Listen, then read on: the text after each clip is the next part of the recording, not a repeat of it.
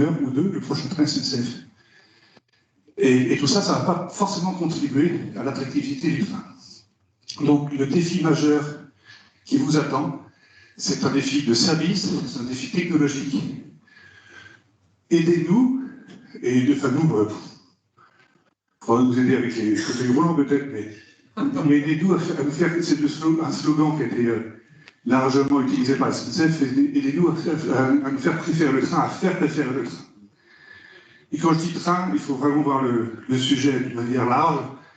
C'est métro, tramway, train, voire les systèmes guidés, ce qui assure à la fois sécurité, débit, faible demande de matériaux et d'énergie. Voilà, je voulais juste mettre un peu en perspective ce regard sur le passé. Il n'a d'intérêt que s'il nourrit votre motivation pour préparer notre avenir. Merci, j'étais un petit peu long comme d'habitude, diront ceux qui connaissent. Et donc, c'est le moment de laisser la parole à Jean-Marie Wessler.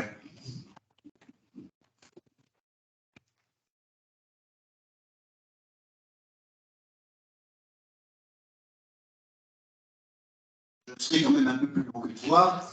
J'ai choisi de séparer mon intervention en deux. Un truc bien classique d'un PowerPoint chiant. Donc, qu'est-ce qui a pris donc aux ingénieurs depuis 100 ans ou 150 ans de battre record sur record? Donc, on va essayer d'y répondre et montrer, chemin faisant, que ce truc de battre des records, c'est une affaire collective. Et que le processus de décision, que j'essaierai de vous décrire très rapidement, vous verrez, il a une certaine importance. Et puis, je donnerai place à l'émotion, comme vient de dire Olivier tout de suite, avec un bout de film que j'ai tiré du film que j'avais commandité, puisque c'est moi qui ai eu la charge de mettre en service le premier des TGV et de battre le premier record du monde 25 ans après. Mais la côte, il a été vachement plus impatient parce qu'il en a battu 4 ou 5 derrière, derrière 81. Voir comment l'émotion, certes, d'un record, mais le professionnalisme qui se développe dans la préparation et l'exécution de ce record jusque dans le détail. Et ça intéressera votre âme d'ingénieur, voir comment on peut faire, mais vous savez, les métiers, ce que j'essaierai de montrer dans le film, les vues, vous verrez des gens très simples, qui ont des postes très modestes, depuis le gars qui a le long de la voie sa trompette et qui fait attention à ce que personne ne traverse la voie devant un train qui roule à 300 à l'heure. Et puis, comment dans ces essais-là, mais là, François le dira 1000 fois mieux que moi, c'est que ces records ont été faits avec montés, préparés, exécutés avec le souci de voir comment préparer l'avenir. Voilà. Donc je vais prendre, si tu veux bien, Arnaud, me montrer la deuxième slide. Rassurez-vous, j'en ai que 10, donc ça va être assez court. Alors, vous voyez, on peut se poser la question, qu'est-ce qui prend aux ingénieurs depuis 100 ans? C'est ce que je vous ai dit. Depuis 1829, le record de la première locomotive que vous voyez là, qui est... Oups là, qu'est-ce que c'est que ça? Je voudrais que... Voilà. La roquette, oula.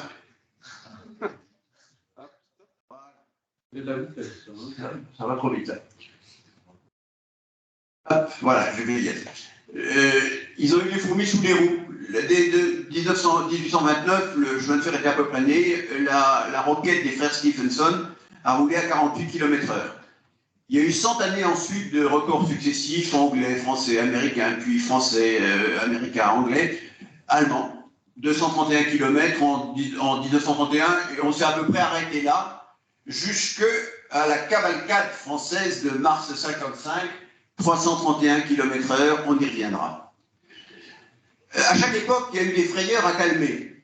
En 1836, Arago, Proudhon, Thiers, vous voyez des gens qui avaient quelques notoriétés, quelques sommités médicales qui dénoncent savamment, et pêle-mêle d'ailleurs les risques d'épilepsie qui seraient dus aux trépidations du train, des lésions oculaires parce que le paysage passait trop vite, des accidents de santé, des accouchements prématurés. Il est vrai, m'a dit quelqu'un tout à l'heure à table, que j'en ai eu un lorsque j'étais directeur voyageur, j'en ai eu un dans le TGV. Enfin, c'était pas prématuré celui-là. L'intolérance au changement de régime alimentaire, c'est ce qui m'a fait le plus rigoler, c'est qu'on pensait que les Parisiens transplantés si brutalement sur la Canebière allaient tomber malades. Le voyage, quand même, il prenait encore 20 heures, hein, Paris-Marseille, en 1870, donc on aurait eu le temps de digérer. Dans le mi-temps des années 70, plus sérieusement, j'ai eu à connaître d'experts américains, je pense plus ou moins autoproclamés compte tenu de la suite, car ils avaient calculé le renversement des convois TGV en unités multiples se croisant à 260 km/h. Inutile de vous dire que le jour où j'ai eu 4 rames TGV à ma disposition, j'ai fait l'essai et j'étais en cabine, puisque je suis là. Voilà. La fin des années 70, certains, lors des présentations publiques des TGV de pré-série, me disaient « Mais vous n'avez pas de ceinture de sécurité dans votre train. Et comment vous faites les coups de frein ?» Vous voyez, donc on avait quand même 2-3 trucs qu'il y avait à assurer. Cela dit, on revenait de loin, parce que la voie, après la chevauchée de 55, maintenant que je la montre publiquement, je l'ai gardée précieusement dans mes archives pendant longtemps. Vous voyez comment elle était, cette voie-là Là, elle est un peu tendue. On n'aurait pas fait passer, en tout cas pas à la même vitesse, un train derrière. Et en fait, ce qui se passait, c'est qu'un train se déplaçant de la droite vers la gauche, ici tout va bien, puis tout d'un coup, il y a un phénomène qui est lié à l'usure de la roue et à la vitesse d'instabilité. C'est un phénomène explosif. Et qui fait dépasser aux efforts sur la voie la limite qui est figurée par les 2 barres rouges. Alors, ne me demandez pas comment elle est établie, elle a un fondement scientifique qui n'est pas complètement certain, mais un fondement pragmatique vérifié. C'est-à-dire que c'est à peu près la limite d'effort admissible sur la voie, ça dépend comment elle est consolidée, bien sûr, enfin, mais c'est 0,8, 1 plus P sur 3P étant la charge par essieu. Dès que vous dépassez ça, vous risquez de riper la voie et puis de faire ce qui s'est passé en 55. Ce qui n'était pas. Donc, en 81, il fallait montrer publiquement la marge technique existant au-delà de la vitesse commerciale qui était prévue, 260 km/h. Je m'étais dit, mais on va rouler à 260, mais quelle est la limite, au fait, jusqu'où on pourrait aller? Et confirmer ce faisant avec une rame de série, hein, bon, elle était un peu adaptée quand même, vous verrez ça dans le film, vérifier la sécurité, confirmer la sécurité et la fiabilité du système TGV, j'insiste là-dessus ce mot, qui est composé d'une infrastructure nouvelle et d'un matériel roulant spécialisé. Alors la décision, c'était assez amusant parce qu'il fallait choisir la vitesse.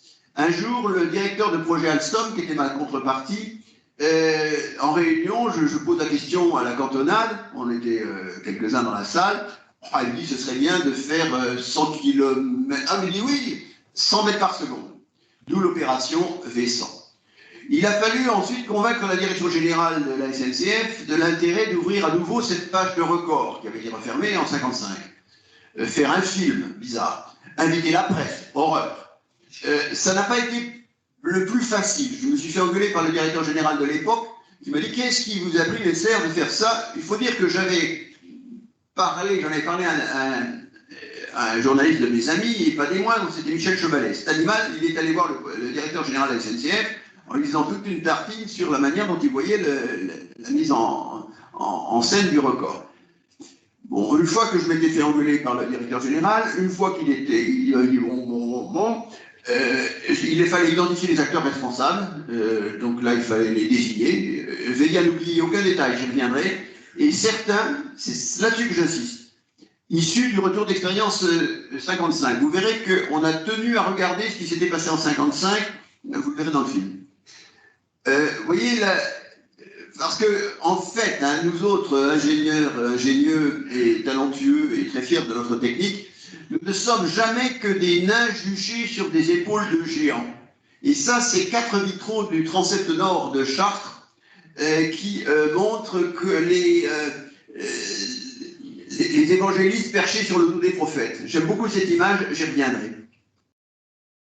Alors il fallait préparer, quand on a eu décidé, donc le directeur général, et on allait essayer de faire quelque chose en février 81, il fallait que la ligne nouvelle soit finie, il fallait que ce soit quand même suffisamment loin de sa mise en service, d'où la date de février, qui n'était pas idéale du point de vue du temps, mais c'est comme ça. Enfin, bon. Il fallait... Alors, ce qu'on a fait, on s'est motivé. On a revu, c'était quelque part en l'automne 80, le film de 55, vous allez voir l'image. Il fallait choisir les conducteurs. Ça, c'était le patron du projet qui devait le faire. Mobiliser toutes les spécialités, c'est-à-dire les parties prenantes, l'infrastructure, régler la voie, la caténaire, la signalisation, veiller aux interactions avec le matériel roulant, roue-rail, captage et pantographe, radio sol-train. Je le cite là parce que ça n'a pas été... C'était la première fois qu'on mettait en grand une radio sol-train le long d'une voie.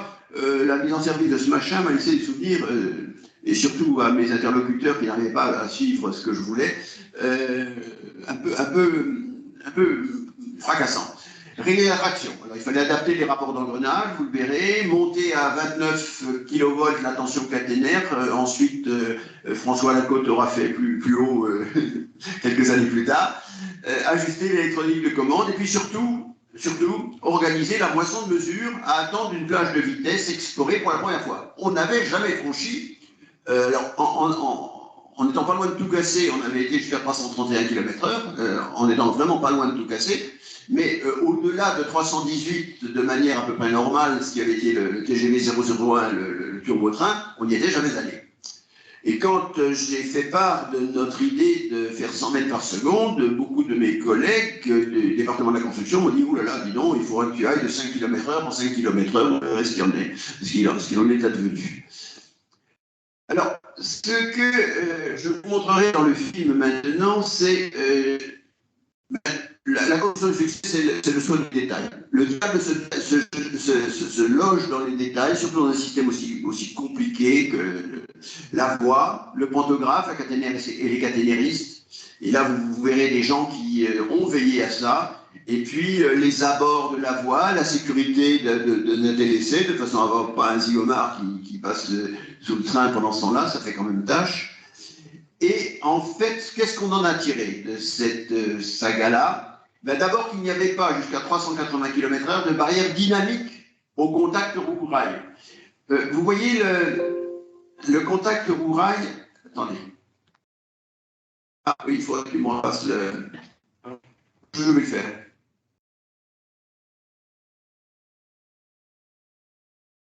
Voilà.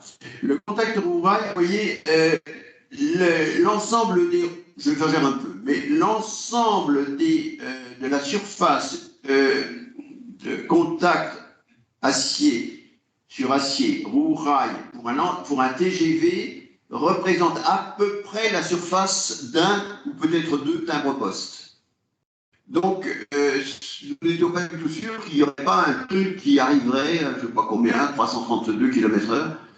En revanche, voilà pour le roue-rail, 380 km/h, ça nous a permis d'être sûrs. En revanche, le couple panto-caténaire, il méritera, lui, une investigation scientifique et technologique sérieuse, car le soulèvement du pantographe avec la vitesse croît plus vite qu'escompté, et c'est lui qui a limité la vitesse maximale à 380 km/h le 26 février 81.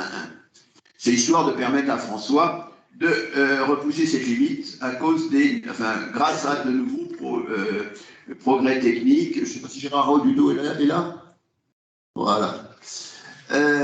Du pantoux à double étage, j'en parle avec de la révérence dans la voie. Moi, j'avais à ma disposition des ailerons, vous allez les voir monter tout à l'heure, et le pantoux a servi à l'effort. Pardon, François, c'est un pantoux pseudo-asservi, mais c'est pas complètement... Oui, il n'y a pas de... C'est pas en boucle, oui, absolument. Il n'y a Voilà. pas de retour. Il n'y a pas de retour, c'est ça. Mais il a Mais c'est utile, hein. Certes. Voilà. Voilà, si vous voulez, pour conclure cette brève présentation, je vous dirais que le succès d'un système, il ne peut être que collectif, et voilà les acteurs. Il y a du monde, hein. Et on le verra dans le film. Certains d'entre vous se verront, il doit y avoir Daniel Bello là-dessus, je pense. Non, pas encore. Ah, pas encore, tu étais trop jeune. Voilà, qui a... Alors, il y avait le directeur général, voilà, Dupuis, qui était dans la rame, c'est lui qui a demandé de couper la vitesse à 380. Voilà, voilà, merci aux acteurs, et c'est François qui nous parlera de la suite. Si tu veux envoyer le film.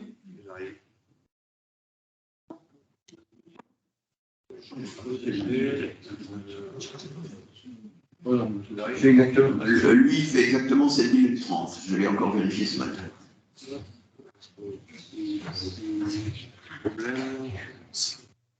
Il marchait il y a 2 minutes, donc il va remarcher maintenant. Tu l'as?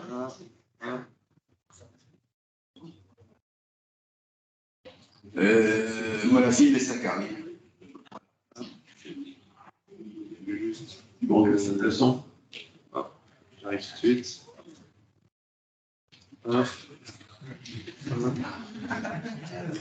C'est un nom intégré, ça. C'est le fil de Medellin.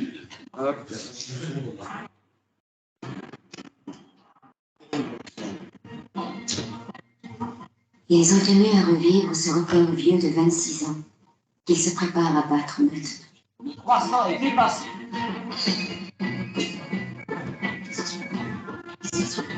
320. 320. Vous excuserez le ton Impressionnant. de l'époque. Exemplaires, 12 000 chevaux de puissance. Le record de 1954 est pulvérisé. La voix aussi, derrière. Cela se passe le 28 et 29 mars 1955.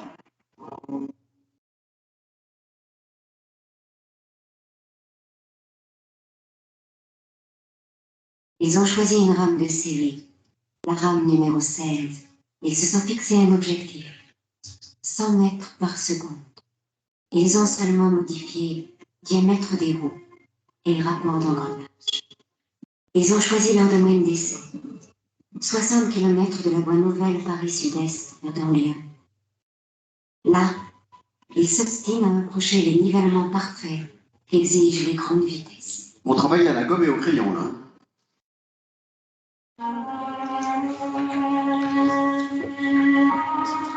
Les fameux ailerons. Ils ne veulent rien laisser au hasard et vérifient chaque détail. Regardez le geste tout à l'heure, à l'instant, là. Voilà. Regardez la vérification.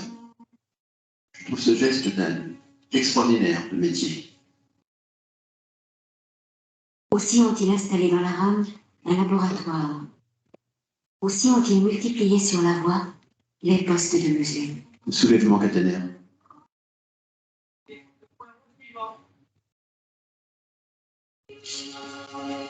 Mesure des efforts dans la voie.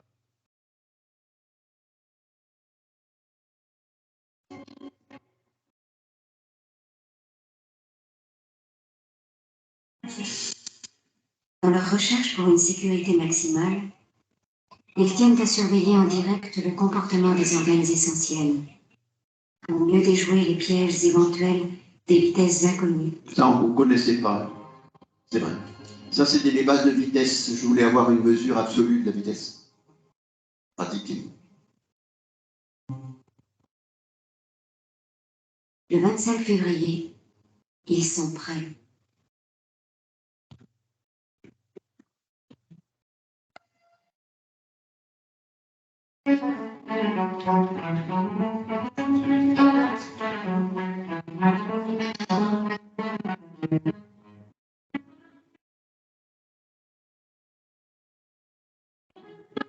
Voilà un exemple des contributions à la surveillance de la voie. Le type, il a sa trompette. Les gens qui surveillent les ponts.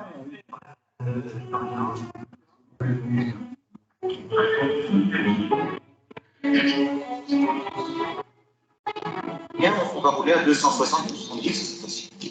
À la marche aller. Et puis au retour, si c'est bon, un peu plus.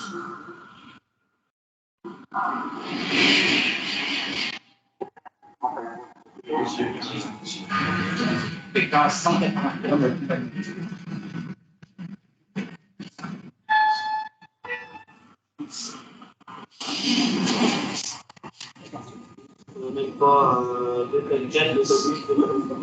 Et il annonce les efforts dans la voie.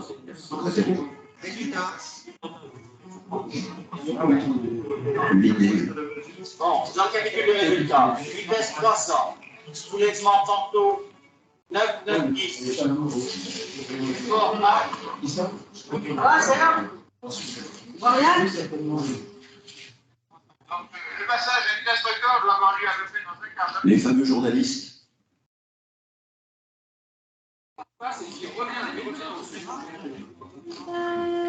TGV appelle la station de Sari. Vous mettez la tension à 29 kV, s'il vous plaît. Merci. Chef d'essai à cabine de conduite. Cabine avant, écoute. Indication pour la marche. Marche TGV 100. Panto avant. Vitesse limite 370. Vitesse à respecter. Inférieure ou égale à 340 jusqu'au kilomètre 165. À cause d'une courbe. Poste VZC, vous êtes prêts? Poste VZC, prêt. Poste ME, vous êtes prêts? Cabine arrière, tout le monde est en place. Cabine arrière, tout le monde est en place. Chef d'essai à cabine avant. Alors j'attends l'autorisation de départ. Départ. Alors départ.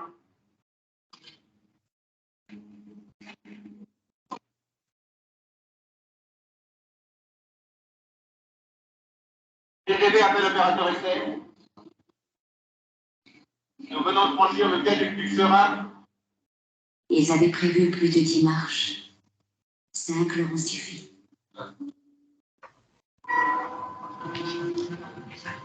On avait prévu une semaine d'essai, on a bouclé le tour en 2 jours.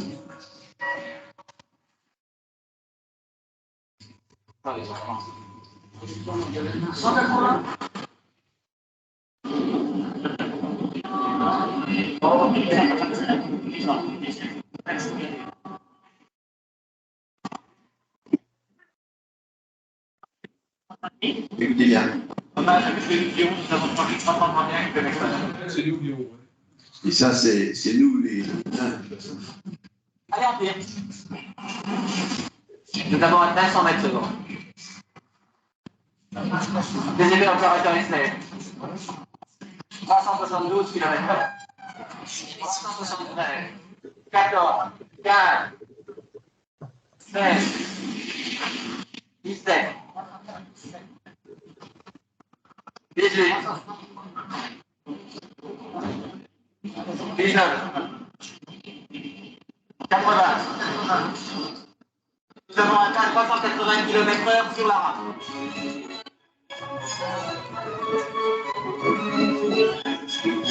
La photo a été prise quelques jours après. On a demandé à l'armée de l'air de passer dessus.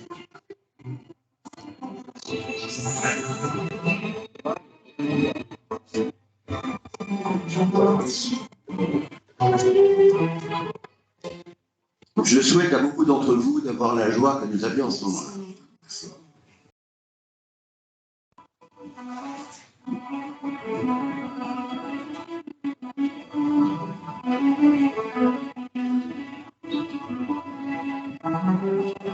À 260 km/h en service commercial, leur TGV circulera en toute sécurité. Mission accomplie.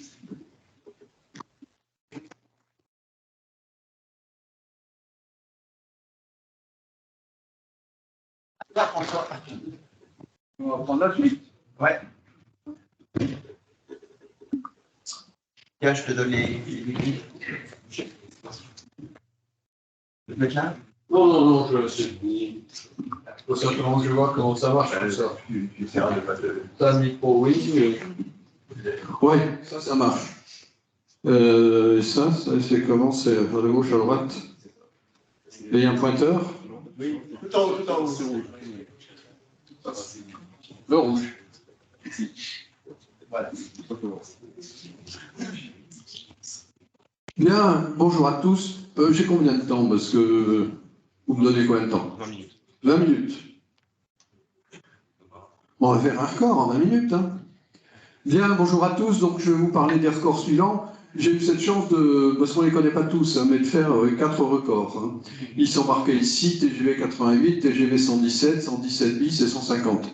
J'ai repris le code de Jean-Marie, c'est-à-dire on compte tout en mètres par seconde, sauf le TGV 88 qui était le nom de la rame 88. Et j'ai marqué, alors attendez que je ne me trompe pas, ça marche ou ça va? Si, ça marche même. Hein. Voilà. Les buts d'un record, Jean-Marie en a parlé, mais pour nous c'est très important.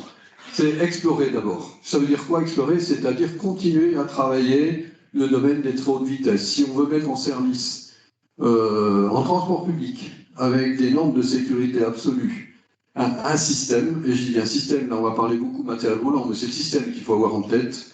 Il faut avoir exploré des domaines bien au-delà des vitesses de circulation que l'on aura tous les jours avec les centaines de milliers de voyageurs que l'on va transporter.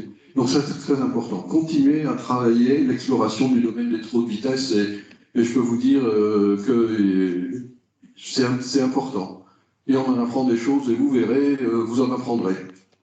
Tester. Alors la diapo suivante, je vous montrerai à chaque fois qu'on a mis en service une nouvelle génération de trains à grande vitesse avec un certain nombre de composants techniques nouveaux, c'est important de voir ce qu'ils ont dans le ventre et d'essayer d'aller au bout, en essai, en expérimentation, au bout d'un domaine qui est bien au-delà du service commercial. Ça participe des deux. De la sécurité, bien sûr, mais aussi de la connaissance des limites de notre système.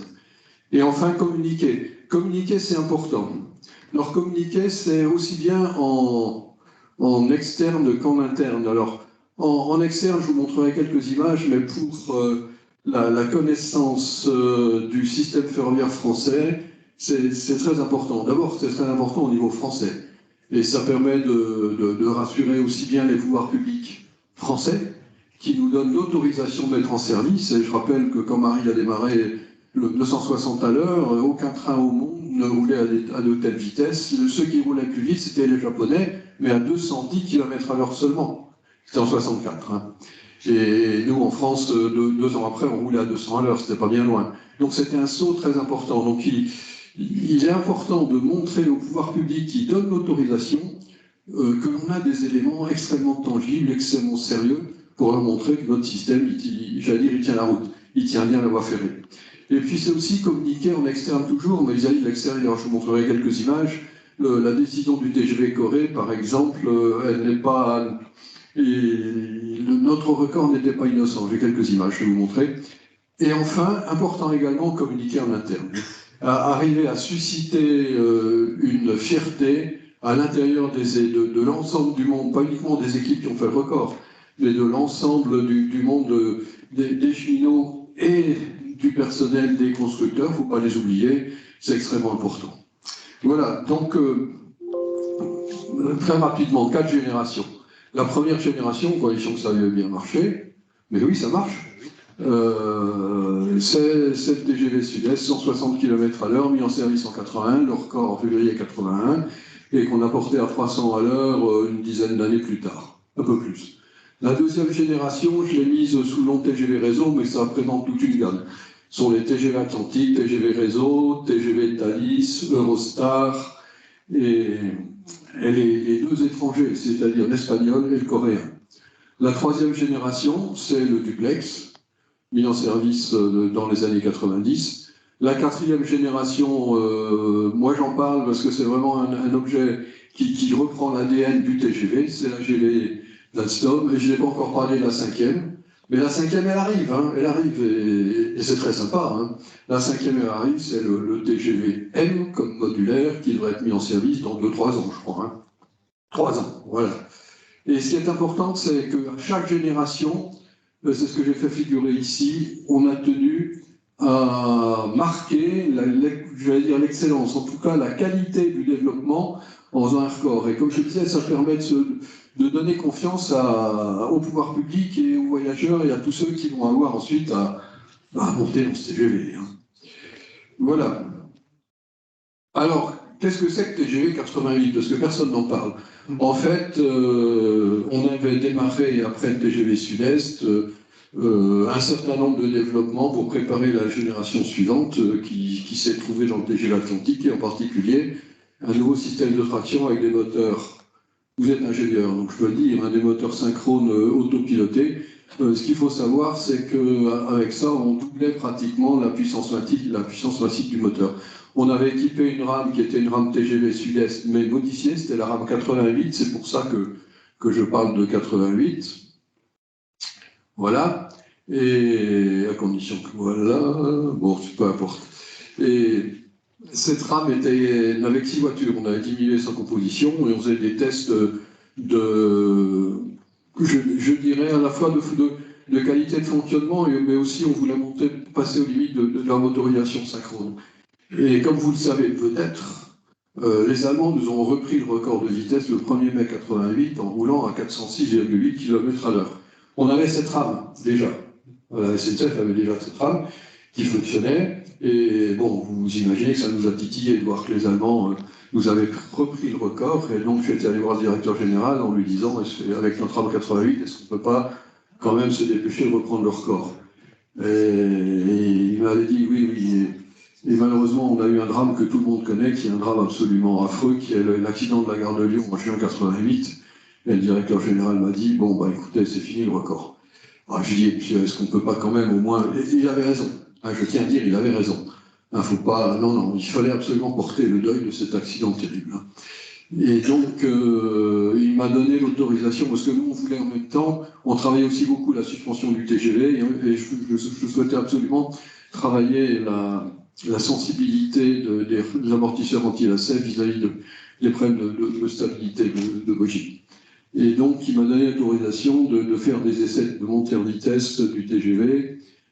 C'était sur la ligne sud-est, c'était donc cette rame 88, et on a fait ça en novembre-décembre 88, et les conducteurs avaient l'ordre de ne pas dépasser le 406,8 des Allemands. Et le dernier jour, ils m'ont demandé, dit chef, on ne peut pas quand même, etc.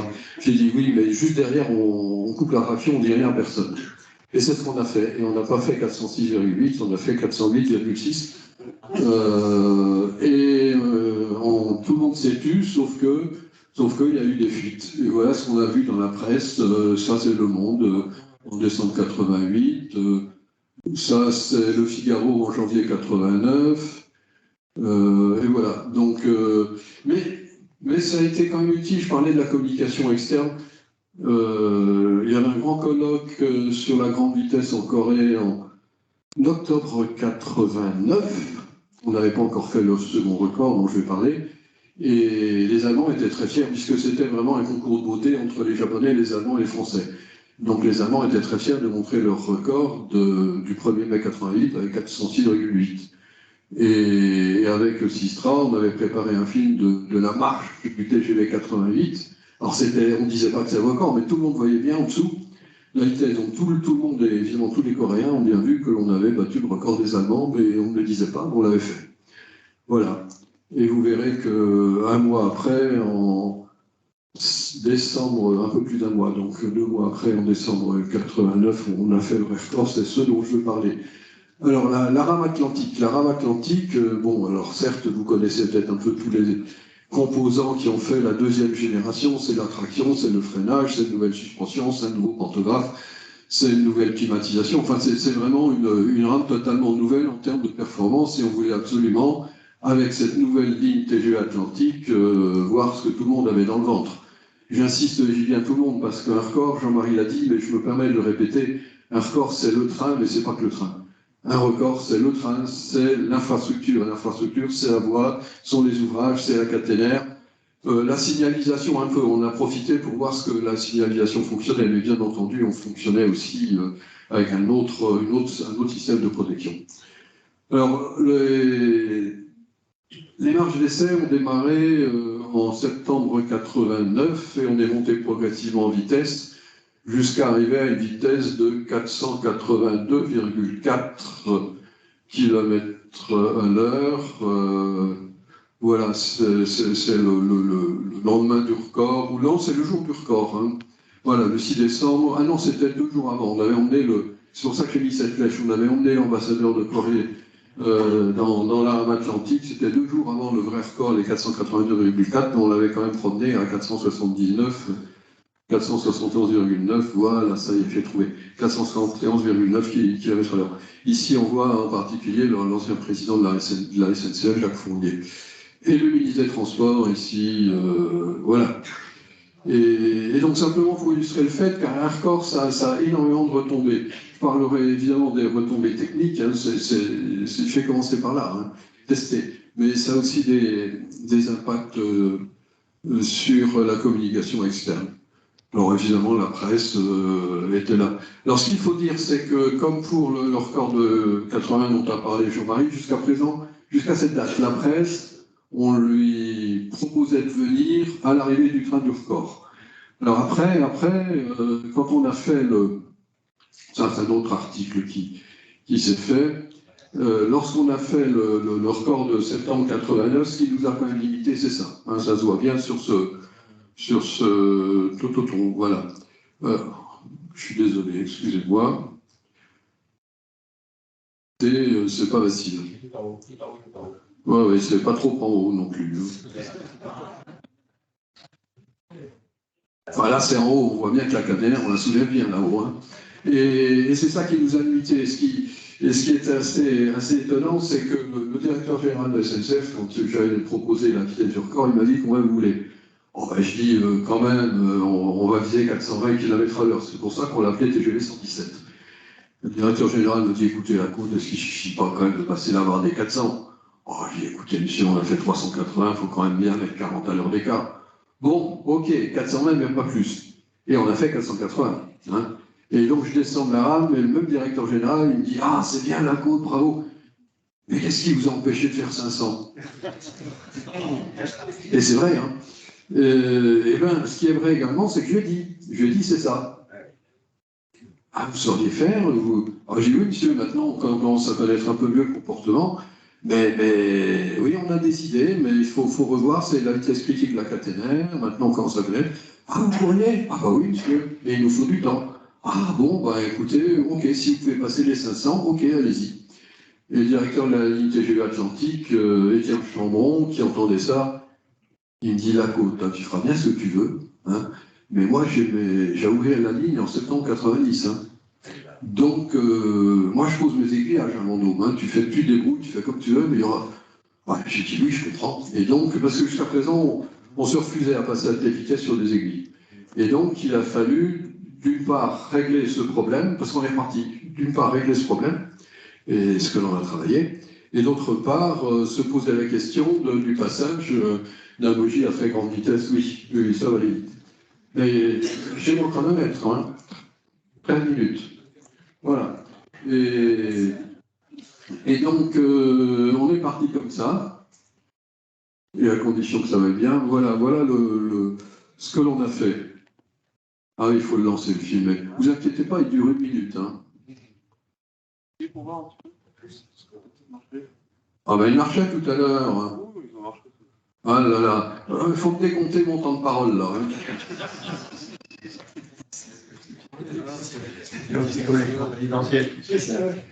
Ah ouais. Ah c'est dommage ça. Ça arrive. Bon alors toujours est-il qu'on avait fait des marches complémentaires au cours de l'année 90, voilà. Et donc ça c'est la rame le jour du record. Hein. Et donc on avait réduit encore un peu la composition, on n'avait plus que 3 voitures, alors qu'en 89 on avait 4 voitures. Ça c'est le petit coup de rein qu'on avait, parce qu'on a profité d'un peu de descente pour faire la... Mais c'est peut-être pas là, parce que là il y a une courbe un peu... Enfin c'est pris au téléobjectif, hein, vous savez pas la courbe, c'est pas une courbe 50 mètres. Hein. Mais ça c'est donc la rame.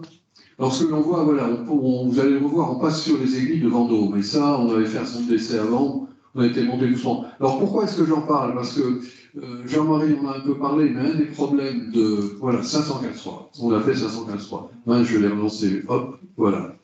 Et il y avait le ministre à bord, et donc vous voyez la signature du ministre qui était à bord, Michel Delebarre, et on voit là la courbe de vitesse que l'on a faite. Et vous voyez ici ce que je disais, le petit trou, là, ça nous a aidé à donner un petit coup de rein pour faire les 515.3. Et on est passé à plus de 500 à l'heure sur les aiguillages de Vendôme. Et pourquoi on en parle? Parce qu'il y a des variations de ce qu'on appelle la conicité, c'est-à-dire l'angle de la surface de contact entre la roue et le rail. Et une variation de conicité, ça peut lancer le bogie en instabilité, donc c'est pour ça qu'on était un peu prudent. Mais ça nous aura servi pour le record suivant.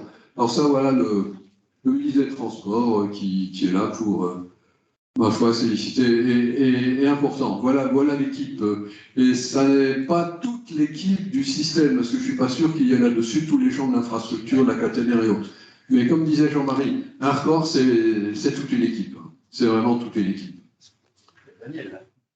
Alors on a, oui, bien sûr, et on a très rapidement, je ne vais pas parler de tout ce que l'on en a retenu comme mesure, parce que le premier point, comme je disais, c'est tester, explorer le domaine des très grandes vitesses. Mais ça, j'y tiens à cette figure parce que tout le monde est persuadé que quand on supprime le contact entre la roue et le rail et qu'on fait de la sustentation magnétique, on fait beaucoup moins de bruit. Et ça, c'est une figure qui représente... alors évidemment, ça, c'est ce qu'avaient affiché les Allemands avec le transrapide, la sustentation magnétique et attraction. Et ça, c'est ce qu'on a mesuré. Alors évidemment, on est allé jusqu'à 480, alors que les Allemands, ils s'arrêtaient à 436. Donc on va plus vite que bien sûr. Hein. Mais en plus, ça, c'est ce que l'on a à 25 mètres derrière un écran, de 1 mètre seulement. 1 mètre, hein, c'est ça. 1 mètre. Et ça, on l'a mesuré. Donc simplement, à savoir, un véhicule qui se déplace à de telles vitesses dans l'air, le problème du bruit, c'est du bruit aérodynamique. Et donc tout le monde est logé à la même enseigne. Point. C'est tout. Donc ne croyons pas que parce qu'on est sans contact entre la roue et le rail, on fait moins de bruit. À basse vitesse, c'est vrai. À basse vitesse, c'est vrai, on fait moins de bruit. Mais dès qu'on dépasse le 250 à 300 à l'heure, c'est pas vrai du tout. Alors, le V150 sur 150, c'est 150 mètres secondes, c'est-à-dire 340 km/h. Alors, ce qu'il y a de première chose à dire, c'est que autant... 540. Qu'est-ce que j'ai dit encore? 340. Oh là, mon Dieu. Et j'ai même pas été fusillé pour avoir dit ça, j'ai de la chance. Hein. Donc 540 km/h. Et donc, quand on dit 540, on dimensionne tout pour 560, bien sûr. Et notamment la vitesse critique de la caténaire, dès le départ, on avait dit, on se met 60 à l'heure de mieux. Donc, on avait dimensionné la caténaire, donc au niveau de la tension, de manière à avoir une vitesse critique de, je ne vais pas me tromper, 620 km/h. Mais l'autre point important, c'est qu'autant les records précédents avaient été totalement pris en charge par la SNCF, autant ce record 150 a fait l'objet d'un partenariat entre la SNCF, avec ses deux composantes, la composante exploitation et la composante infrastructure, puisque c'était RFF à l'époque, et Alstom, avec donc une contribution de tous et un partage des frais, un tiers, et ça je tiens à le dire. Oui, ça c'est les mêmes, hein. Ce qui est alors, Pierre Delfos ici, qui était là pour le record de 90, et puis qu'on retrouve ici pour le record de 2007. Les objectifs, rapidement, c'est un peu la même chose que les records précédents, c'est donc continuer à travailler la connaissance du ferroviaire aux très haute vitesse, donc continuer à travailler, explorer. Et enfin, il y avait aussi les aspects communication, notamment pour les deux objets, les deux rames que je présente, moi je peux les présenter tout de suite, voilà, les deux trains, aussi bien le duplex que l'AGV, ça c'est une idée d'artiste de l'époque, hein, l'AGV, on ne l'a pas fait comme ça finalement. Mais ce qui était intéressant aussi, c'est que aussi bien le TGV duplex que celui-là, l'AGV n'avait jamais eu l'épreuve du feu, c'est-à-dire l'épreuve des très hautes vitesses. Et pour ce qui, enfin, moi j'étais très intéressé par le duplex parce qu'on voit, et j'y reviendrai tout à l'heure, ouais, j'ai encore 10 minutes. Quand on voit un gabarit comme ça, de remorque, on se dit quand même, les phénomènes aérodynamiques à très grande vitesse, comme vous le savez, hein, les efforts c'est le carré de la vitesse, la puissance c'est le cube de la vitesse, vaut mieux se poser la question. Et l'AGV n'était jamais sorti, l'AGV était encore à l'état de prototype, donc on avait conçu un train avec deux motrices TGV qui étaient des motrices à moteur asynchrone, des motrices du futur TGV Est. On avait 3 voitures à 2 niveaux, et sur ces voitures à 2 niveaux, on avait mis 2 bogies moteurs de l'AGV, et dans la voiture bar, on avait débarrassé la voiture bar de tout ce qui sert à faire le froid et l'alimentation, et on avait mis nos blocs moteurs et transfo pour alimenter les bogies AGV. Donc on avait une rame qui cumulait les spécificités techniques des deux types de rames, la 3e génération, la 4e génération, et donc qui permettait de valider les deux en même temps. On a démarré les essais, on a démarré les marches d'essai en janvier 2007. Daniel le 15 janvier, voilà, je savais pas ça, mais heureusement j'ai la salle qui m'aide, hein, merci. Et donc on a fait un certain nombre on est monté en vitesse progressivement, et aussi bien la rame que l'infrastructure était complètement instrumentée. Alors, de loin, on va avoir 200 capteurs dans la rame, mais plus encore, ouais, elle était très équipée, mais on vous en parlera derrière, je sais. Mais l'infrastructure aussi est instrumentée, que ce soit la voie, que ce soit les ouvrages, on avait énormément. Alors ce que je voulais montrer ici, c'est quand on fait une marche comme ça, on fait pas ça en disant allez, boum, on fonce et puis on tire et puis on dit ah, voilà ce qu'on donne aux conducteurs. Voilà ce qu'on avait donné comme marche avec les vitesses que devait respecter le conducteur dans la marche du record. Donc vous voyez qu'on monte en vitesse progressivement et ces vitesses sont liées en grande partie, pas uniquement, mais en grande partie aux courbes que l'on a à franchir. Et ce que l'on peut voir par exemple ici, on avait une courbe de 16 mm de rayon. Donc on a fait le record, non pas sur une ligne droite, mais sur une courbe. Voilà. De même, lorsqu'on a fait le record de 90, on est passé à 400 km à l'heure. Je ne sais pas à qui ça va parler, mais avec des courbes pour lesquelles on avait une insuffisance de l'air de 200 mm d'insuffisance de l'air. Donc c'est très important. Donc simplement pour dire que on va peut-être aux limites, mais on y va d'une manière consciente, réfléchie et en connaissant bien la dynamique du train. Et ce qui est amusant, vous voyez ici, on l'avait dit au conducteur, la vitesse limite à ne pas dépasser, c'est 170 avec une tolérance de 5. Vous savez combien il a fait le conducteur, hein? 574,8. Hein. Pas mal, hein? On peut passer le film, là. Pareil, hein, vous inquiétez pas, 1 minute seulement. Hein. Tout ça, ça va vite, hein, donc ce sera 1 minute.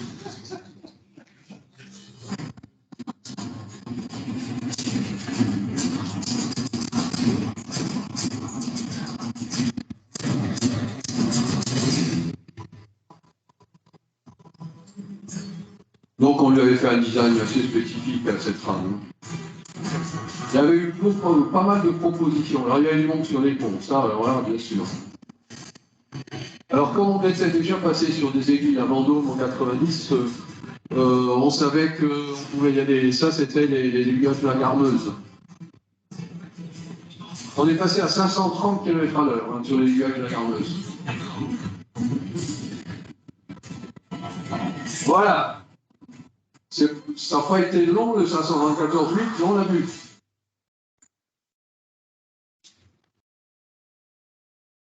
Vous passez la salle tout de suite derrière, sinon ça va relancer le film, j'ai l'impression. Voilà, bah vous aussi, voilà. Et donc, voilà la courbe de montée en vitesse. Hein. Avec toutes les signatures de tous ceux qui étaient là. Et je tiens, si vous me permettez simplement, à insister sur un certain nombre d'ingénieurs qui nous ont quittés. J'ai parlé de Pierre Delphos. Il y a Serge Montagnier qui était un grand ingénieur de l'infrastructure qui nous a quittés. Et le directeur de la ligne TGV Est qui est décédé dans le très triste accident de Bersheim sur le TGV Est lors des essais des marges de certification de la ligne. Une slide intéressante pour vous montrer qu'on a engrangé à travers tout ça énormément d'expérience et tout ça c'est enregistré. C'est-à-dire que comme on le disait, il y avait plus de 200 capteurs sur le RAM, plus de 200 capteurs sur l'infrastructure et tout ça c'est enregistré. Et c'est une somme de connaissances absolument extraordinaire. Je vais passer rapidement, alors ça on va vous parler tout à l'heure de l'aérodynamique, on a les aérodynamiciens ici présents que je salue, vous en parleront. Alors ça pour moi c'est important, tout simplement parce que c'était en février. En février, avec Jacques Couvert qui était le co-directeur côté SNCF de ces essais, il y avait du vent, on s'est regardé, on s'est dit on y va, on n'y va pas. Et comme du vent de travers, hein, un vent de travers, déjà c'est significatif vu les vitesses qu'on voulait faire. Et comme il y avait évidemment là totalement équipé de capteurs, donc on voyait en permanence quels étaient les niveaux d'effort, en plus il n'y avait pas de voyageurs évidemment. Mais même, ce n'est pas suffisant comme décision. On s'est dit, on y va, puisqu'on a en temps réel, et donc on a pu vérifier ce que l'on avait vu. Mais ça, peut-être que Grémy Grégoire ou Eliane nous en parlons. Mais on a pu voir que moi, ça m'avait beaucoup surpris à l'époque quand on avait fait les essais les travaux d'études de renversement des TGV. Je dis bien renversement, hein, des TGV sous l'effet des vents traversiers, notamment du niveau. C'est pour ça que j'insistais sur le gabarit de la voiture de niveau. En fait, le véhicule critique, ce qu'on avait vu en modélisation et en essai en soufflerie, c'est la motrice. On ne l'avait jamais vu en grandeur réelle. Et je peux vous dire que quand j'ai vu ça, moi, le jour J, c'est-à-dire en février, que j'ai vu qu'on confirmait bien que le véhicule critique, vis-à-vis du renversement, c'est la motrice, et pas la première voiture, parce qu'évidemment, on fait ça en sécurité sur la voiture vide de voyageurs, et ben j'ai dit, c'est bien, ça fait du bien de voir qu'en vraie grandeur, on a vérifié ce point. C'est pour ça que je voulais présenter ça. Bon, ça je passe. On a vérifié que le captage était parfaitement bien calibré. On a l'acoustique, oui, on a revérifié ce que j'ai montré tout à l'heure avec les essais 90. Ce qui est intéressant de voir, c'est pour ça que je monte cette courbe, c'est qu'on voit qu'il y a ici, c'est l'évolution du bruit de roulement et avec un coefficient, c'est le cube de la vitesse en gros. Hein. Et ici, on voit qu'on est entre la puissance 6 et la puissance 7 de la vitesse. On voit que finalement, c'est le bruit aérodynamique ici qui l'emporte largement sur le bruit de roulement. C'est ce qui permet de dire que le contact pour rail, c'est pas le sujet en bruit à l'extérieur vis-à-vis de la grande vitesse. Hein. Donc les gens de la sustentation magnétique, ils font autant de bruit que nous, sinon un peu plus. Bon, là, ça va un peu trop vite quand même. Hein.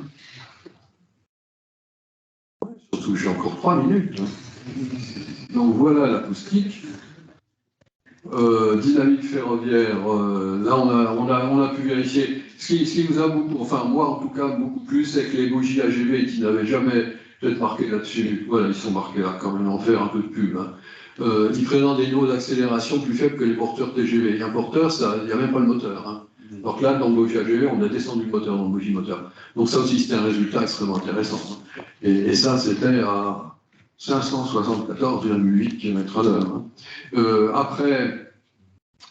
Après les marques du record, on a fait une semaine de présentation, et je me souviens très bien, on en parle malheureusement beaucoup en ce moment de la Russie, mais il y avait le patron technique des chemins de fer russes qui était là, je lui ai montré les résultats de mesure, et je crois que c'était un apparatchik, mais pas du tout, c'est un vrai ingénieur, si je puis me permettre, et quand il a eu le résultat d'accélération, ça lui parlait, il a dit, ah, il est bien votre bougie AG. Il l'a pas acheté, mais enfin bon, quand même. Hein. Alors ensuite, comportement dynamique, les conclusions, simplement pour dire que il y a énormément de résultats que l'on avait et il y a encore des points à travailler. Voilà, je terminerai par cette slide. Vous avez les 3 rames. La rame 10, la rame 25, et ici on voit un bout de la rame du record de V150, 574,8. Voilà, ça c'est une partie de l'équipe. On voit par exemple le conducteur de la rame du record de 80. Voilà, merci beaucoup.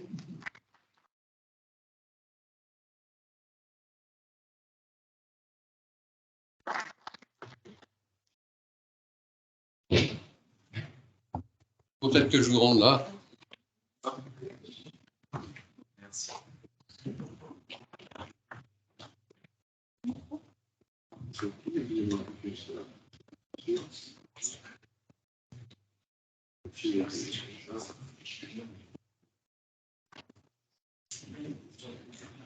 On va vous lancer un petit film dans l'interface. Présente le score aussi.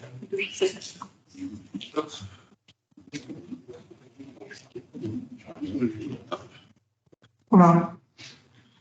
Un petit film qui montre la composition de la rame du record de 2007. Non?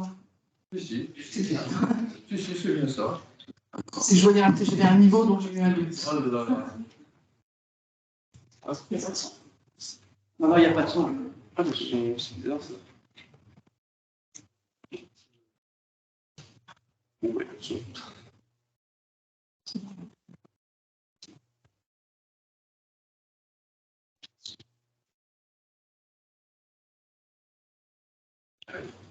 Vous voyez tous les éléments qui ont été rajoutés, qu'on va vous présenter aussi rapidement tout à l'heure.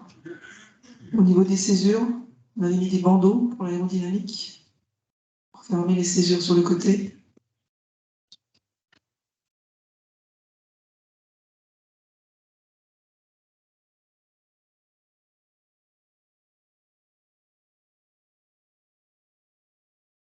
Sur la motrice de tête, on avait enlevé les deux panteaux et carénés complètement, et sur la motrice arrière, on avait gardé un seul panteau et mis un carénage spécifique à la place du panteau graphe qu'on avait enlevé. Vous avez les bogies. Ça, c'est le bogie AGV, hein. Le bogie AGV.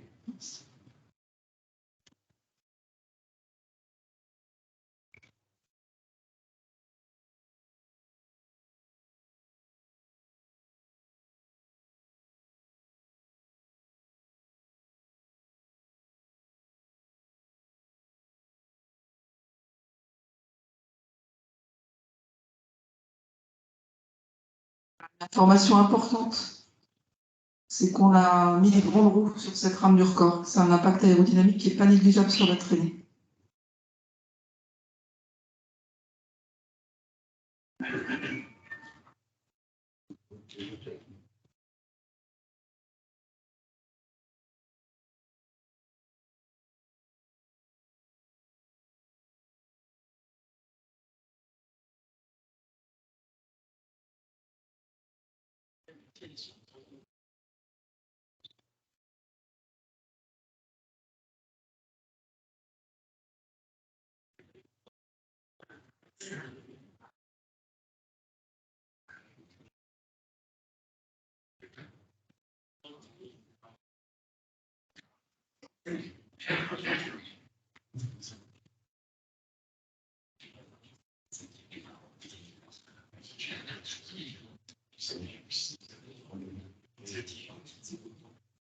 On avait la puissance de 2 rames TGV. Hein.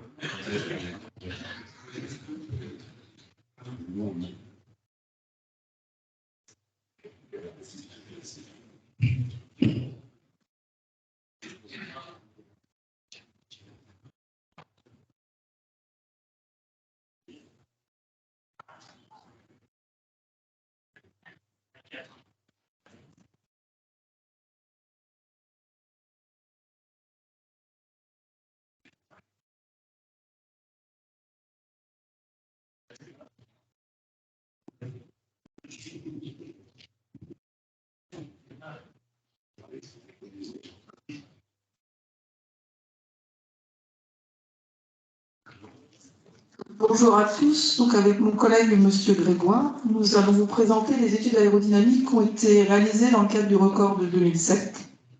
Alors, je prends la zapette. Ça, c'est ça. Voilà. Donc, puisque comme l'a dit Monsieur Lacote, plus on va vite, plus les impacts aérodynamiques sont importants. Donc nous aujourd'hui, alors il y a eu plusieurs phases d'études au niveau aérodynamique. Celle sur laquelle on va focaliser aujourd'hui, c'est la première phase, qui est la phase de préparation de la rame. Effectivement, nous on a commencé à travailler dès fin 2005, début 2006, pour évaluer la traînée aérodynamique, donc le terme C, le CX de la rame, et chercher à optimiser cette rame de façon à faire l'objectif qui était d'aller plus vite. Et d'autre part, on a travaillé aussi tout ce qui était sollicitation aérodynamique, puisque c'était, comme on l'a dit, 2 trains nouveaux qu'on allait utiliser pour réaliser ce record. Donc on avait un certain nombre de questionnements quant à la tenue mécanique de certains équipements ou de certaines zones du train. Donc ensuite, bien sûr, il y a eu une phase d'investigation et de capteurs qui ont été mis sur la rame qui nous ont permis de suivre toutes les évaluations qu'on avait faites, puis la phase dépouillement et enfin la phase d'exploitation des connaissances pour les trains du futur. Donc c'est mes collègues par la suite qui vous détailleront ces points-là. Donc la conception de la rame D150, donc comme je disais, dès fin 2005, début 2006, nous étions en soufflerie avec Rémi pour tester, pour évaluer le CX de la rame et chercher des améliorations à mettre en place. Donc si possible des améliorations pas trop complexes et qui apportaient des gains importants en termes de traînée aérodynamique. Alors, dans la pratique, on peut préciser qu'on s'est énormément appuyé sur les expériences de 1990, c'est-à-dire que d'excellentes solutions avaient été mises en place, avaient été déterminées pour la rame, pour l'essai de 1990, et l'idée c'était déjà de les reproduire, de les tester, de les valider, et il s'est avéré que dans l'ensemble, et même en totalité, toutes ces solutions étaient tout à fait valables et pouvaient être mises en place à des coûts tout à fait raisonnables sur la rame V150. On s'est beaucoup attelé déjà à identifier, à quantifier ces solutions tout au long de cette campagne d'essai, en fait de 2 campagnes d'essai dans la pratique. Tous ces essais qui se sont réalisés à l'Institut aérotechnique Saint-Cyr, à quelques kilomètres d'ici, comme vous le savez, dans la soufflerie dite à Ned Long, qui avait été développée en collaboration entre l'Institut aérotechnique Saint-Cyr et la SNCF. C'est une soufflerie d'une quinzaine de mètres de longueur, à retour, et sur laquelle, qui est équipée, et c'est unique en France et presque en Europe d'ailleurs, d'un tapis roulant de 6 mètres de long.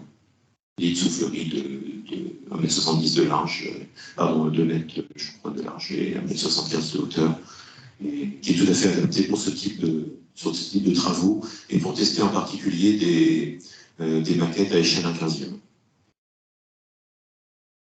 Elle avait été construite en même temps que le premier programme TGV, je crois. Au début des années 70, en 72, je crois. Tout à fait. Je précise une petite chose, à l'échelle 1/15e, je me suis permis d'amener quelques maquettes. Voilà.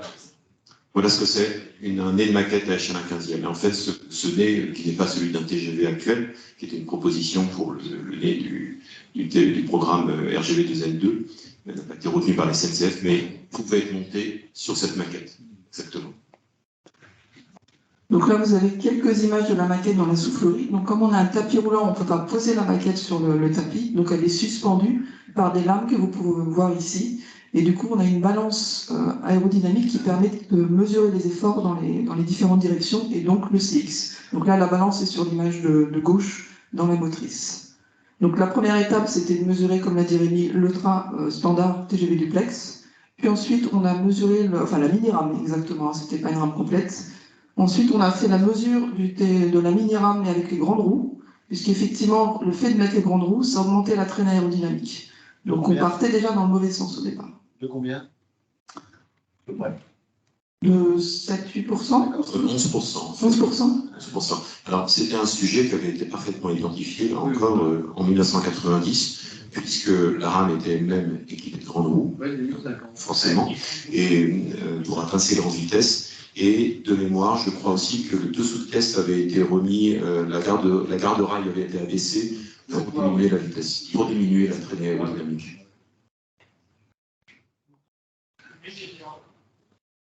Oui.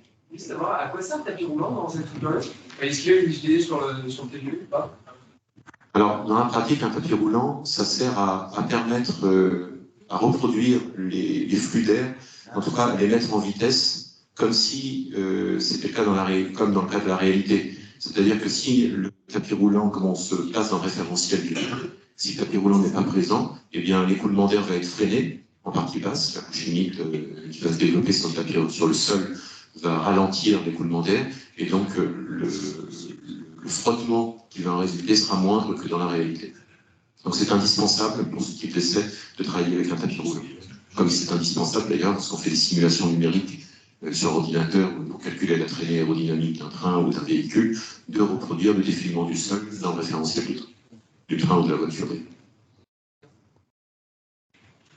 Et donc la deuxième étape, ayant posé le référence, a été de tester un certain nombre de modifications. Donc on a fait des modifications sur la motrice, sur les césures, tout ce qu'on a pu tester. On avait préparé plein de petits carénages avant. Et donc on a passé plusieurs semaines en soufflerie à tester différents dispositifs. Donc là, par exemple, vous avez, on a commencé bien sûr par compenser l'effet des grandes roues en rajoutant des carénages sous la motrice pour quantifier l'impact. Puis on a caréné les cavités panto. Donc on voit sur l'image du milieu la cavité pantographe complètement fermée, sachant que sur la motrice arrière, comme il nous fallait quand même un pantographe pour capter le courant, on a caréné juste une demi-cavité. Donc on a cherché une forme optimum pour avoir le meilleur gain CX. Donc là, on a testé plusieurs formes avant de trouver la meilleure. Et vous avez sur l'image de droite, la vitre frontale, puisqu'effectivement, dans la réalité, il y a un petit décrochement en bas de la vitre frontale au niveau du revers d'eau. Donc là, on l'a mis en alignement, ce qui permettait quand même un gain de CX d'environ 1%. Ce qui est énorme pour une petite modification, finalement. Donc là, on ne montre pas toutes les modifs qu'on a testées, il y en a eu pas mal, et finalement, on est arrivé à la mise en place. Donc, toutes les modifications et les gains obtenus ont été présentés à l'équipe projet. Il y a eu une décision qui a été prise par les chefs de projet. Et les modifications qui ont été retenues pour mettre en place sur la rame, c'est celles qui amenaient le gain maximum et qui étaient aussi les plus simples à mettre en œuvre. Donc vous voyez ici, donc on retrouve le vitrage affleurant sur la motrice de Tertre, la diminution de la garde au rail au niveau des deux motrices, donc les carénages sous caisse, hein, la fermeture cavité Pantot complète sur la motrice de tête, la motrice 2, et sur la motrice arrière, juste une demi-cavité Pantot. Entre motrice et remorque aussi, on avait des carénages en partie basse, des sortes de... Alors il y avait des plaques, plus des carénages verticaux qui permettaient de casser les turbulences entre les deux bogies. Dans cette zone-là, on a deux bogies, c'est pas une zone articulée, c'est deux bogies qui sont séparées par une césure, qui sont le siège de fortes turbulences. Donc en fermant cette zone-là, ça permettait de diminuer et d'avoir un gain en CX. Et au niveau des... Alors on peut constater, hein, c'est surtout sur les motrices qu'on a fait des modifications et qu'on avait les plus gros gains, et notamment sur la motrice de tête. Et au niveau du tronçon, on a essentiellement des modifications sur la paroi latérale des césures, où là on a mis des bandeaux. Dans la réalité, on a des petites bavettes qui permettent de fermer un petit peu, mais pas complètement. Donc là, on a mis des bandeaux qui fermaient complètement la césure. Vous le verrez ensuite sur la présentation de nos collègues de la structure. Alors, une petite précision, les voitures, enfin les remorques, finalement ont été mises à la hauteur des motrices, c'est-à-dire qu'elles ont également été équipées de grandes roues de mémoire. Et on s'est interrogé sur l'intérêt, sur la pertinence de diminuer la garde au sol de ces véhicules. Et dans la pratique, les essais que nous avons faits montraient qu'il y avait des solutions pour diminuer un petit peu la traînée, en diminuant la garde au sol, en particulier en mettant des sortes de carénage de côté, en dessous de caisse, mais finalement ça n'a pas été adopté pour la configuration qui était retenue pour le record du monde de vitesse, ça n'apportait pas un gain suffisant, et donc on ne s'est pas embêté finalement à les monter dans la réalité. Donc seules les motrices ont vu leur garde au sol, leur garde au rail diminuer. Sachant qu'au final, du coup, par rapport à une rame avec des grandes roues, de base, on a un gain de 17% sur la traînée. Voilà, donc la valeur cible qui était donnée au niveau du projet, c'était un terme C de 0,325 Newton par km/h, avec un idéal à 0,315. Et la valeur estimée en soufflerie avec ces modifications était de 0,318. Donc on n'était pas trop mal quand même. C'est une chose, c'est important de donner également la valeur finale du record du monde de vitesse. Les marches qui ont été réalisées après le record, les marches qui ont été réalisées ont permis, je crois, j'ai relu ça il y a quelques heures, d'obtenir les valeurs suivantes 0,313, 0,316 et 0,318 km/h. Donc le processus a été assez efficace au final. La soufflerie fonctionne bien. Et vos cerveaux aussi, oui. Oui, alors on peut préciser quand même une chose par rapport à ça. Il y a un biais, évidemment, lorsqu'on fait des essais, un biais d'essai, enfin de méthode, apporté par la méthode, lorsqu'on fait des essais en soufflerie à l'échelle 15e, il y a des nombres de Reynolds qui ne sont pas représentatifs de la réalité, puisqu'on est environ 30 fois plus faible du point de vue du nombre de Reynolds essais par rapport au nombre de Reynolds réels. Et donc, on a été obligé de pondérer le résultat obtenu en soufflerie. Et on a multiplié le résultat obtenu par un facteur 1,1. Donc, on a rajouté 10%, mais c'était quelque chose qui était connu par la SNCF en particulier. Alstom aussi, jusqu'à un degré moindre. Mais en tout cas, c'était un retour d'expérience qui était bien connu par nos collègues précédents, notamment par notre regretté ami Alain Villene. Et cette expérience, ce retour d'expérience a été utilisé bien sûr pour le record du monde de vitesse, ça a permis de bien anticiper la valeur de la traînée. Donc ça, c'était sur le terme C, le CX de la rame. Ensuite, il y avait la question des sollicitations aérodynamiques sur la rame. Donc notamment, on s'est penché sur la partie avant du train. Donc on a fait là des simulations aérodynamiques pour avoir les champs de pression qui s'appliqueraient sur la forme avant, et on a pris la petite marge habituelle, hein, c'est-à-dire qu'on a fait les simulations à 160 mètres par seconde et non à 150 pour avoir une petite marge de sécurité. Donc là, vous voyez les champs de pression, hein, en rouge les surpressions, en bleu les dépressions, pour un angle de dérapage de 0 degré, donc le vent arrive de face au train, et avec un léger dérapage, parce que dans la réalité, il y a toujours un petit peu de vent, donc le vent relatif que voit le train a toujours un petit angle d'incidence. Donc ça nous a permis de couvrir et d'évaluer les niveaux de pression que subirait le train pour pouvoir les donner à nos collègues de la structure pour qu'ils puissent étudier le train, enfin étudier les zones qui nécessitaient un renforcement, ou en tout cas valider que ça résistait. Alors, toujours de mémoire, parce que ça fait des études qui ont été réalisées il y a longtemps, mais lorsque pour les simulations, on avait considéré avec un angle de dérapage qui montait à 10 degrés, ce qui est excessif évidemment, je crois qu'on atteignait des dépressions sur l'arête qui étaient de l'ordre de 15 000 pascal, 15% de la pression atmosphérique, ce qui est absolument gigantesque. Oui, là au niveau des surpressions, on est à 15 000 pascal au niveau du nez, et on atteignait en alignement moins 8 000, moins 9 000 pascal sur les côtés. Et donc on a fait aussi la même chose sur le Panto, puisque le Panto c'était un pantographe avec un archet monobande, donc relativement récent à l'époque du record. Donc c'est pareil, on se questionnait sur la tenue mécanique de ce pantographe. Donc on a fait des simulations aérodynamiques qui nous ont permis de récupérer les champs de pression sur chaque élément du pantographe, et notamment l'archet et les corps, qu'on a fournis à nos collègues experts Panto, qui ont fait donc des calculs de tenue mécanique pour vérifier que ce pantographe résisterait aux sollicitations aérodynamiques. On avait envisagé un temps de faire des essais en soufflerie à l'ONERA, mais très vite, en termes de délai et de coût, ça s'est révélé impossible. On avait une grande ambition de tester le pantographe dans son environnement avec la toiture de la motrice arrière autour, comme ça avait été fait dans les années 70, au début des années 80. Et même 82. 82, exactement. Donc l'ONERA avait su le faire à l'époque, et lorsqu'on leur a demandé de le refaire, ça devenait très compliqué. Et plus le temps passait, plus ça devenait compliqué, et plus le coût et le service de l'ONERA augmentaient en même temps. Voilà. Donc il est arrivé un moment où on est arrêté, on a arrêté et de les solliciter, et on s'est contenté de faire ces simulations numériques. Je précise quelque chose d'intéressant, c'est qu'au niveau de l'archet, on a trouvé, bon, je ne sais pas si vraiment c'est ce qui s'est passé dans la réalité, mais on avait des vitesses soniques. Et ça nous amène au problème suivant qui est quand même intéressant, c'est que les essais ont été réalisés à l'échelle 1/15e à l'Institut aérotechnique Saint-Cyr, donc à une vitesse de 40 mètres par seconde. Donc le nombre de Mach que l'on utilisait, enfin, qu'on atteignait pour ces essais, était donc de 0,12. C'est pas beaucoup. Mais le nombre de Mach de l'essai au réel était de 0,48. Donc 4 fois plus, pardon, pas 4 fois, si, c'est 4 fois supérieur. Et un des problèmes qu'on avait, en tout cas des questions qu'on a pu se poser, on n'a pas encore tout à fait les réponses certainement, c'était quelle pouvait être l'influence du nombre de Mach dans la réalité, comment il pouvait influencer la traînée aérodynamique de la rame.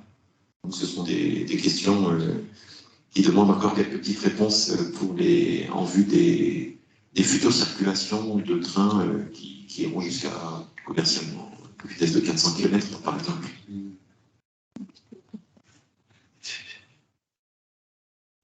Donc ensuite, alors ça c'était la phase amont, conception de la rame. On a mis quelques slides sur les marches d'essai où effectivement il y avait un certain nombre de capteurs parce qu'on avait fait des évaluations des sollicitations aérodynamiques. Mais voilà, on voulait s'assurer que pendant les circulations montées en vitesse, effectivement nos prévisions et nos calculs étaient corrects. Donc comme vous pouvez le voir, il y avait un certain nombre de capteurs, notamment sur la motrice avant. Il y en avait un petit peu motrice arrière, mais un petit peu moins. Donc notamment des pressions sur le nez extérieur, des pressions à l'intérieur du nez, puisque là, ce carénage amont, c'est celui qui avait les plus fortes sollicitations. Et on avait aussi des accéléromètres. Et un exemple de mesure obtenue sur le carénage amont. Donc là, c'est un point qui se situe juste après les trappes d'attelage sur le petit anneau, au bord du petit anneau. Voilà, en zone de dépression, le point 36. C'est ici, donc, vous avez en bleu sur la courbe en haut, c'est la courbe de vitesse, la vitesse du train. Et en vert et rouge, vous avez la pression extérieure et la pression intérieure mesurées sur ce point-là. Donc, on voit qu'effectivement, il y a un coefficient 3, les impacts aérodynamiques augmentent comme le carré de la vitesse. Donc, on passe de moins 1000 à moins 4000, moins 5000 dans cette zone-là avec la montée de vitesse. Et surtout, il y a quelque chose qui nous a un petit peu surpris sur les premières, quand on a commencé à arriver à des vitesses un petit peu plus hautes. C'est qu'on voit ici, on voit des perturbations régulièrement, des traits verticaux. Donc au début, on s'est dit, bon, c'est des interférences. Sauf qu'en regardant les signaux, à chaque marche, on les retrouvait, et toujours au même endroit. Et de plus en plus haut, plus on allait vite, plus ils étaient importants. Donc là, on a regardé un petit peu plus près, et on s'est aperçu que c'était les ponts. Chaque passage de pont, la rame se prenait en quelque sorte une claque. Et donc vous voyez ici le pont qui était le plus méchant, puisque du coup, en réalité, c'est un passage pour les animaux, donc il est beaucoup plus long. Et du coup, c'était à 189,5. Et on a prévenu nos collègues de l'Infra qui ont été équipés ce pont en capteur pour mesurer justement les sollicitations. Donc c'est pareil, les impacts de ces ponts seront illustrés par nos collègues de la structure juste après. Un autre exemple de mesure, c'est l'impact du vent. Monsieur Lacote en a parlé tout à l'heure. Donc là, vous avez deux capteurs, enfin, pareil, une évolution de la pression sur le nez pour deux marches différentes, avec du vent différent, d'incidence du vent différent. Il y avait, en bleu, c'est une marche, on avait un vent du nord, en vert, on avait un vent de l'est. Et là, vous voyez que on a des grosses différences, sauf qu'il y a des endroits où la pression est identique régulièrement. C'est les zones où on est abrité du vent. Donc quand on est abrité du vent, la pression à vitesse équivalente, elle est identique. Mais dès qu'il y a du vent, on voit qu'on peut avoir des variations complètement différentes sur la même zone en fonction de l'incidence du vent.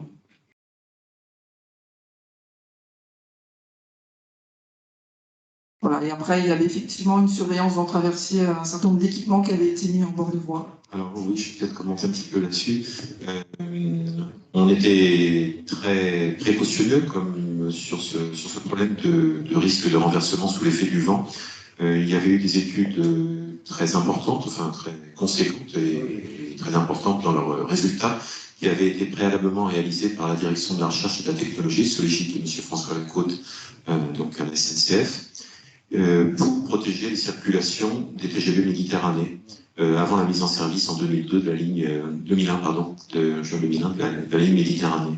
Et donc on avait déjà identifié pour les rames TGV, et en particulier en termes de résistance au vent, la sensibilité des motrices TGV duplex. Donc on savait à quoi s'attendre et on a utilisé les résultats obtenus, enfin mis en place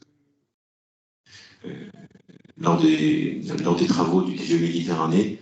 On a pris en compte tout ça et on a équipé un certain nombre de mâts GSMR de capteurs de vitesse de vent.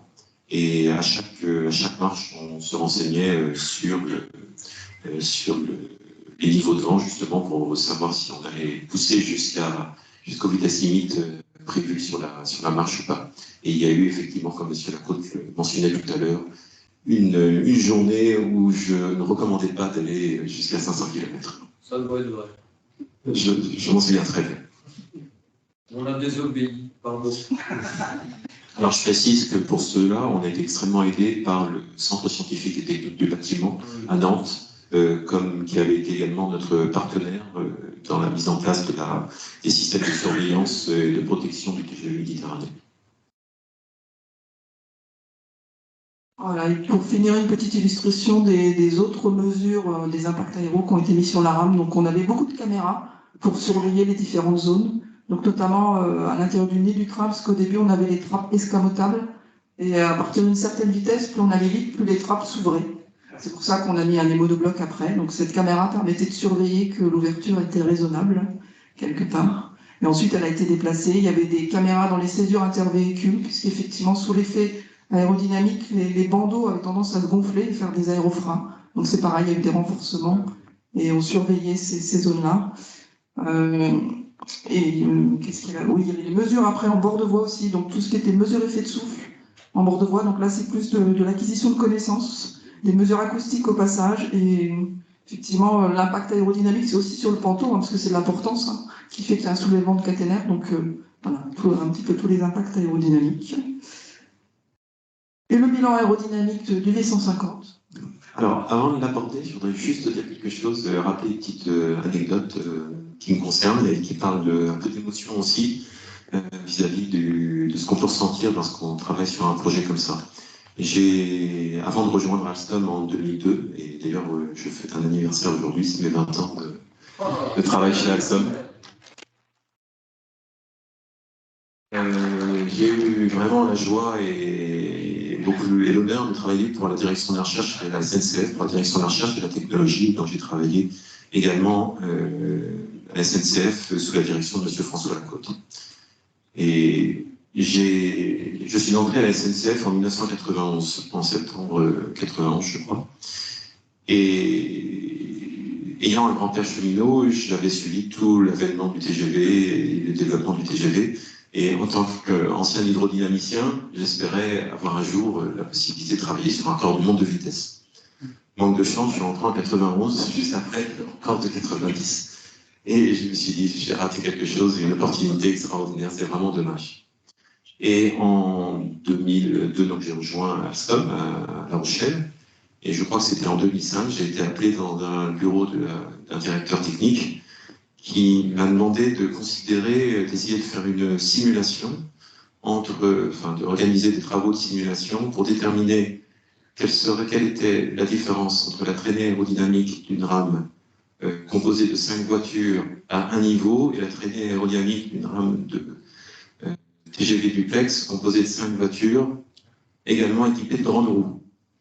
Et je vous assure que j'ai été extrêmement heureux quand j'ai entendu ça et je me suis dit, alors là, j'ai une chance du diable. Et au final, il s'est avéré d'ailleurs que cette petite simulation très rapide montrait que la traînée aérodynamique de la rame duplex était seulement plus élevée de 4% par rapport à la traînée aérodynamique de la rame à un niveau, une rame, on va dire, PBK, quelque chose comme ça. Et la rame duplex, la rame de niveau pouvait être équipée, pouvait être